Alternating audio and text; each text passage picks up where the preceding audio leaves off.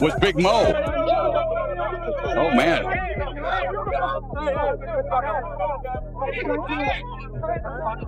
Christopher, you ready? Are you going to keep boxing? Yeah. You really love this shit, huh?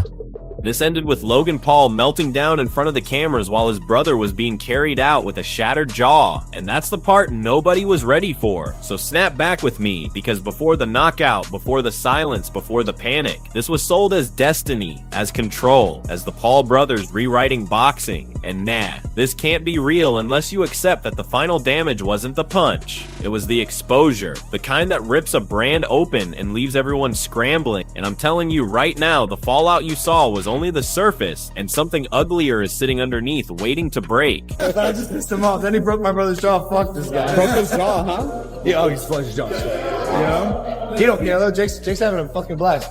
Yeah. Everyone keeps replaying the knockout, but I'm stuck on the moment right after, because that's when the illusion actually died. Because Logan wasn't calm, he wasn't composed, he wasn't protective, he was furious. And that rage wasn't aimed at Joshua, it was aimed inward, at Jake, at the plan, at the story that was supposed to end differently. And ask yourself why a brother reacts like a manager whose investment just collapsed. Because that reaction tells you more truth than any press conference ever could, and I don't think we've heard the full story yet, not even close. Yeah, it was largely because he was mostly running away from AJ rather than standing toe-to-toe with them to fight. It's the difference between fighting a Bengal tiger and running away from a Bengal tiger. Weeks before the fight, the confidence already felt reckless, because Logan was talking like the result was pre-written, calling Joshua washed, calling him beatable, calling him a legacy ender target, and when you speak like that, you're not hyping, you're gambling reputation. And here's where the tension spikes, because Logan tied his own image to Jake's fists. And once that bell rang, there was no separating brotherhood from branding. And the second Jake started backing up, you could feel the plan unraveling in real time. It really is. Oh, the uppercut, and he took it! Jake Paul took it! Oh, the right hand punch! Oh!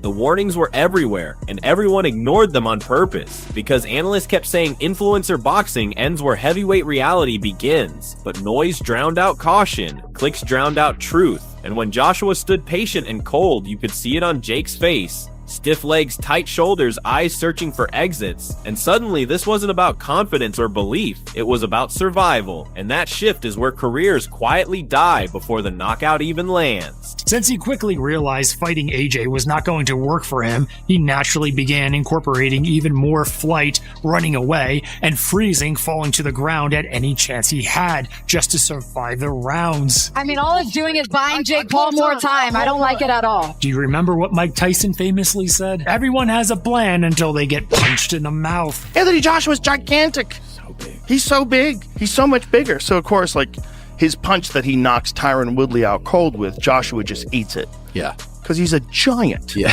He's a fucking giant man. So big. Then the knockdowns started, and belief drained fast, because 4 times is not bad luck, it's confirmation. And when a man gets dropped that many times, the fight stops being competitive and starts being instructional. And at 131 of round 6, it was done, not debated, not controversial, just finished. And that silence that followed wasn't shock, it was recognition, the sound of hype collapsing under physics, and I swear there's a reason the cameras immediately found Logan instead of the replay. I'm just so proud of him. My mom has it. Your brother fought his ass off, man. I mean, just so other happy. heavyweights have taken that right hand and only took one. I'm just so proud of him. That was incredible. In my view, that was a victory on all fronts. The numbers made it worse, and you know it, because 16 punches landed out of 56 isn't bravery, it's erasure. And when the injury report dropped saying double broken jaw surgery required, the conversation should have ended. But it didn't, because the real chaos was emotional, because as Jake was carried out, Logan lost control. And that wasn't just worry, that was embarrassment, panic, anger all colliding. And tell me why nobody is asking what was said off camera right then.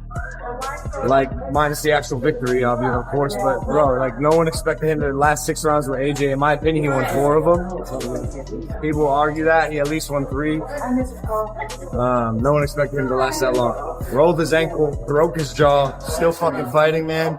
Like, that's toughness. Watching Logan in that moment was uncomfortable because it didn't look like love. It looked like betrayal, like someone had ruined a script without permission, and that's why commentators flinched, because this wasn't concern. This was damage control panic in HD, and when your trash talk gets replayed next to knockout footage, you don't get to reframe it later. And here's a teaser that keeps bothering me, because that rage didn't look spontaneous. It looked bottled up already. Realistically, it's one of the craziest propositions of all time. Backstage reports made it darker, because shaking, shouting, pacing doesn't come from a single punch. It comes from realization. The realization that the Paul experiment hit a wall it can't spin past. And when people say Logan kept replaying the moment, that tells you he was trying to rewrite it mentally because the real world version was unacceptable. And nah, this can't be real unless the stakes were way higher than a win or loss. That this YouTuber who's fought Tommy Fury, who's a legit boxer, and a couple other guys that were legit boxers. That's it. Like everyone else he's fought Ben Askren, who's really a wrestler.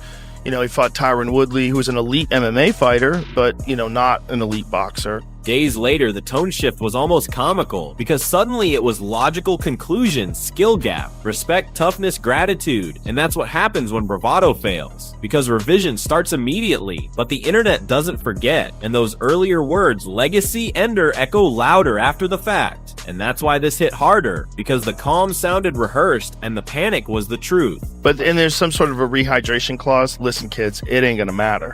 There's not a chance that Anthony Joshua is not going to just lose the weight beforehand.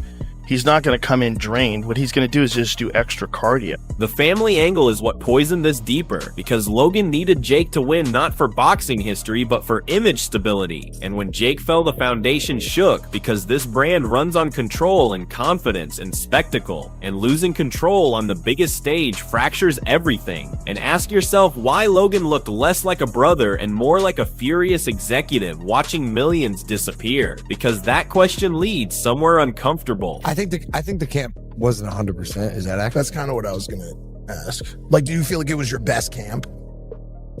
No, I mean, just because, I was weighing 200 pounds when we confirmed the fight. People laugh at the meltdown clips, but I see something else. I see a warning flare, because when ego gets louder than preparation, the sport always collects payment, and heavyweight boxing doesn't do refunds. And this fight didn't just expose Jake, it exposed the ecosystem that pushed him there. And here's another time bomb thought.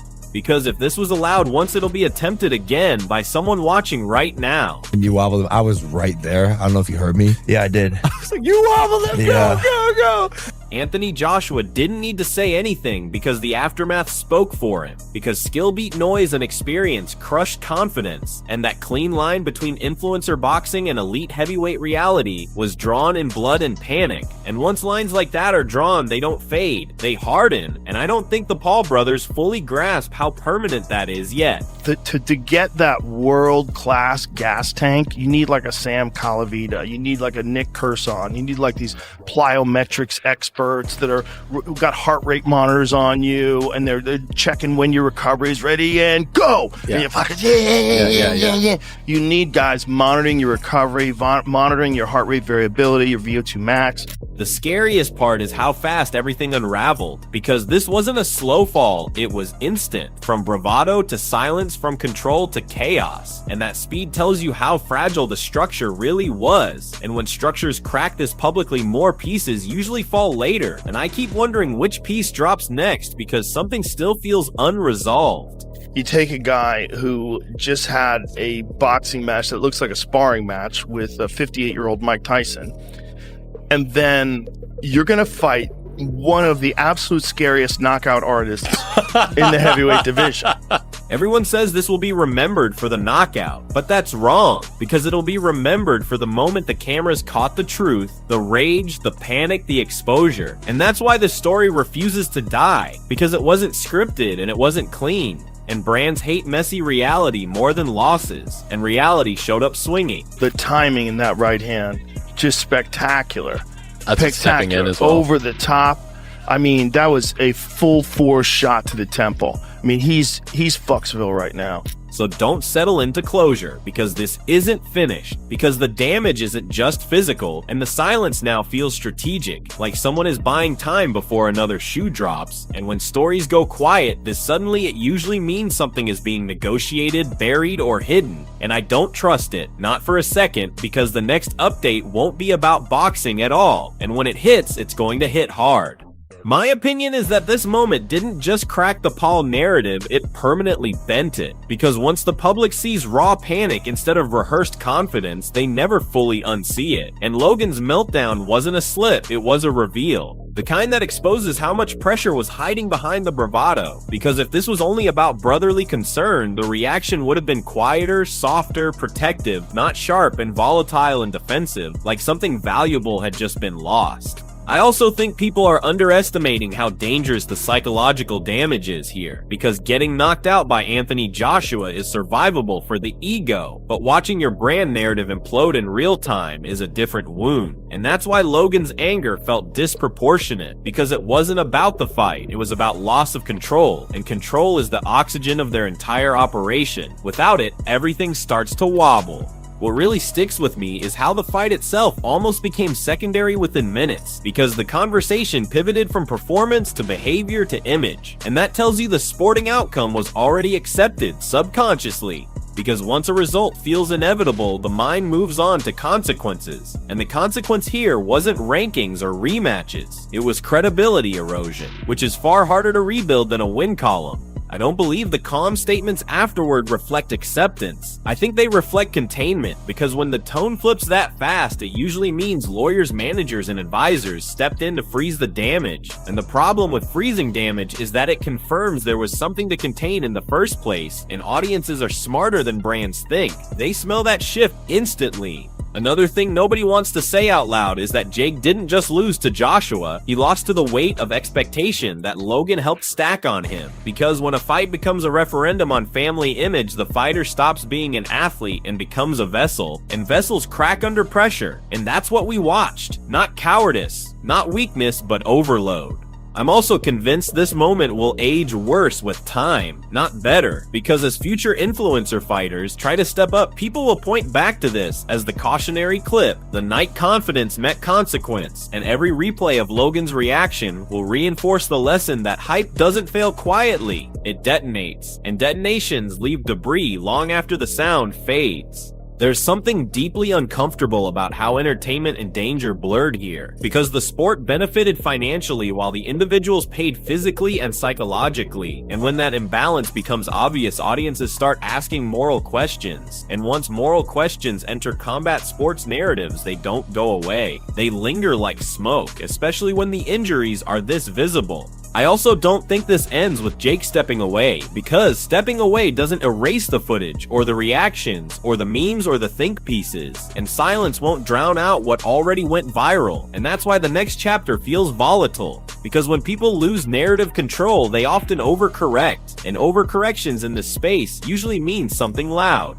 What worries me most is how normalized the language of survival became, because praising survival instead of competitiveness signals a shift in standards, and once standards slip, the sport becomes less about excellence and more about endurance theater, and that's a slippery slope boxing has fallen down before, and history suggests it always regrets it afterward. In the end, my take is that this wasn't just a bad night or a bad matchup. It was a stress test that the Paul experiment failed publicly, and failed in a way that stripped away the protective layers of irony and confidence. And when those layers fall off, what's left is very human and very fragile. And that fragility is now visible to everyone, which means whatever happens next will be watched differently, judged harder, and forgiven far less.